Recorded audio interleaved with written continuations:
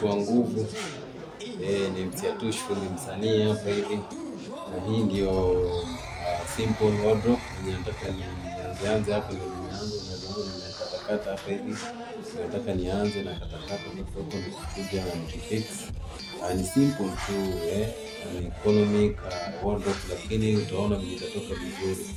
Nikwambia kazi si material, kazi ni fundi. Ngoja uone sasa. Ndio kuna kazi zingine zinahitaji pia material, but nasema kuna kazi zingine pia tusisingizie ati material tu. Wacha tungarishe kazi. Yaani hata ukimaliza kazi finishing mtu anaona tu kweli ni material hii kuwa mzuri, lakini kazi ni mzuri ama vipi?